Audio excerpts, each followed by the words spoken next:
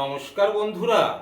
স্নানের পর বা চিরুনি করার সময় মুঠো মুঠো চুল উঠতে দেখে কি আপনার মন খারাপ হয়ে যায়? ফ্লোরে বা বাথরুমে সব জায়গাতেই কি ঝরে পড়া চুল চোখে পড়ে? চুল পড়া একটি সাধারণ সমস্যা হলেও এটি আমাদের আত্মবিশ্বাস অনেকটাই কমিয়ে দেয়। আপনারা অনেকেই হয়তো দামি শ্যাম্পু বা তেল ব্যবহার করে হতাশ হয়েছে, কিন্তু জানেন কি, আমাদের রোজকার কিছু ভুল অভ্যাস এবং সঠিক পুষ্টির অভাবই এর পেছনে মূল কারণ। আজকের এই ভিডিওতে আমি আপনাদের জানাবো কোনো দামি প্রোডাক্ট ছাড়াই ঘরোয়া উপায়ে এবং সঠিক খাবারের মাধ্যমে কিভাবে চুল পড়া বন্ধ করে নতুন চুল গজানো সম্ভব। চলুন শুরু করা যাক। চুলের যত্নের কথা উঠলেই আমরা শুধু ভাবি বাইরে থেকে কি মাখলে চুল ভালো হবে, কিন্তু মনে রাখবেন চুলের আসল পুষ্টি আসে ভেতর থেকে। আমাদের চুল মূলত কেরাটিন নামক এক ধরনের প্রোটিন দিয়ে তৈরি, তাই খাদ্য তালিকায় প্রোটিন থাকাটা সবচেয়ে জরুরি। প্রোটিনের একটি সবচেয়ে ভালো উৎস হলো ডিম। সুন্দর চুলের জন্য প্রতিদিন একটি করে ডিম খাওয়ার চেষ্টা করুন। ডিমে রয়েছে প্রচুর প্রোটিন ও বায়োটিন, যা চুলকে গোড়া থেকে মজবুত করে। পালং শাক ও সবুজ সবজি। পালং শাকে থাকে আয়রন, ভিটামিন এ এবং সি। আয়রনের অভাবে অনেক সময় চুল পড়ে, তাই সবুজ শাকসবজি আপনার চুলের পরম বন্ধু। টক জাতীয় ফল, লেবু, মাল্টা, কমলা বা আমলকি প্রতিদিনের ডায়েটে রাখুন। এগুলোতে থাকা ভিটামিন সি আমাদের শরীরে আয়রন শোষণে সাহায্য করে। বাদাম ও বীজ, কাঠবাদাম, আখরোট এবং চিয়া সিড বা তিসির বীজে রয়েছে ওমেগা 3 ফ্যাটি অ্যাসিড ও জিঙ্ক। এগুলো চুলের গোড়াকে শক্ত করে এবং চুলকে উজ্জ্বল রাখে। ডাল ও সামুদ্রিক মাছ, যারা নিরামিষ খান তাদের জন্য বিভিন্ন রকমের ডাল প্রোটিনের দারুণ উৎস, আর যারা মাছ খান তারা দেশি মাছ বা সামুদ্রিক মাছ খেতে পারে। এবার আসি বাহ্যিক যত্নের কথায়। আমরা না জেনেই প্রতিদিন চুলের মারাত্মক ক্ষতি করে থাকি। 1 নম্বর, ভেজা চুল আঁচড়ানো।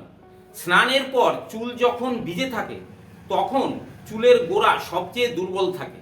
এই সময়ে কখনোই চুল আঁচড়াবেন না। চুল 80% শুকিয়ে গেলে মোটা দাঁতের চিরুনি দিয়ে আস্তে আস্তে জট ছাড়িয়ে নিন। 2 নম্বর, তোয়ালে দিয়ে ঘষা। অনেকেই চুল শুকোনোর জন্য তোয়ালে দিয়ে জোরে জোরে ঘষেন। এতে চুলের কিউটিকল নষ্ট হয় এবং চুল ভেঙে যায়। সুতির নরম কাপড় বা তোয়ালে দিয়ে হালকা চেপে চেপে জল মুছে নিন। কন্ডিশনার ব্যবহার না করা। শ্যাম্পু শুধু মাথার ত্বক পরিষ্কার করে, কিন্তু কন্ডিশনার চুলের আর্দ্রতা ধরে রাখে। তাই শ্যাম্পুর পর চুলের নিচ থেকে মাঝামাঝি অংশ পর্যন্ত কন্ডিশনার ব্যবহার করতে ভুলবেন না। অতিরিক্ত তাপ ব্যবহার। হেয়ার ড্রায়ার বা স্ট্রেটনারের অতিরিক্ত তাপ চুলের প্রোটিন নষ্ট করে দেয়। চেষ্টা করুন স্বাভাবিক বাতাসে বা ফ্যানের বাতাসে চুল শুকাতে। 5 নাম্বার, তেল ম্যাসাজ। সপ্তাহে 1 বা 2 দিন নারকেল তেল, কাঠবাদাম তেল বা পামকিন সিড অয়েল হালকা গরম করে মাথার ত্বকে ম্যাসাজ করুন। এতে রক্ত চলাচল বাড়ে এবং নতুন চুল গজাতে সাহায্য করে। খাবার এবং যত্নের পাশাপাশি আপনার জীবনযাত্রাও খুব গুরুত্বপূর্ণ। অতিরিক্ত মানসিক চাপ বা স্ট্রেস এবং পর্যাপ্ত ঘুমের অভাব চুল পড়ার অন্যতম বড় কারণ। তাই প্রতিদিন অন্তত 7-8 ঘন্টা ঘুমানোর চেষ্টা করুন। আর একটি গুরুত্বপূর্ণ উপাদান হলো ভিটামিন ডি। প্রতিদিন সকালে মিষ্টি রোদে 15-20 মিনিট কাটানোর চেষ্টা করুন। তবে একটি কথা মনে রাখবেন, যদি আপনার থাইরয়েডের সমস্যা, পিসিওএস, রক্তশূন্যতা বা জেনেটিক কারণে চুল পড়ে, যেমন অ্যান্ড্রোজেনেটিক অ্যালোপেশিয়া, তবে শুধু ঘরোয়া উপায়ে পুরোপুরি কাজ নাও হতে পারে। যদি দেখেন মাথার স্ক্যাল্প অতিরিক্ত ফাঁকা হয়ে যাচ্ছে, তবে দেরি না করে অবশ্যই একজন ডার্মাটোলজিস্ট বা চর্মরোগ বিশেষজ্ঞের পরামর্শ নিন। বন্ধুরা, চুল পড়া কমানো কোনো জাদুর মতো এক রাতের ব্যাপার নয়।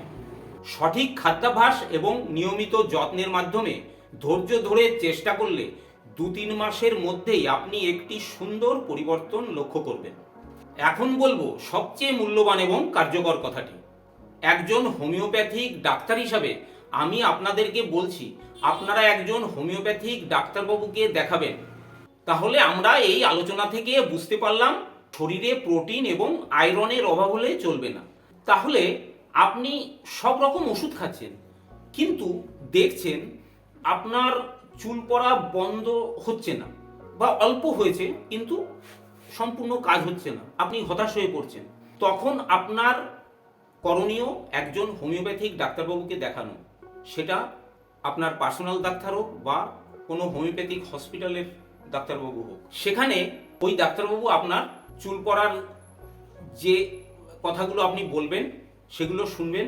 শুনে যদি উনি বোঝেন যে হ্যাঁ এই ওষুধ খেলে আপনার চুল পড়া বন্ধ হবে, তখন উনি আপনার ওষুধ সিলেকশন করবেন, আপনাকে ওষুধ দেবেন, আপনি খাবেন। দেখবেন অল্প কিছুদিনের মধ্যেই, 1 মাস 1.5 মাসের মধ্যেই আপনার দেখবেন একদম অনেক কমে গেছে বা সেরে গেছে। কিন্তু যদি উনি বোঝেন যে না এতে সারবে না, তার কারণ আপনার আরও অনেক অসুখ বিসুখ আগে হয়েছে, সেগুলো আপনার শরীরে আছে, সেগুলো বাধা দিচ্ছে, বা আপনার সেই জন্য আপনার পাস্ট হিস্ট্রি নেবেন।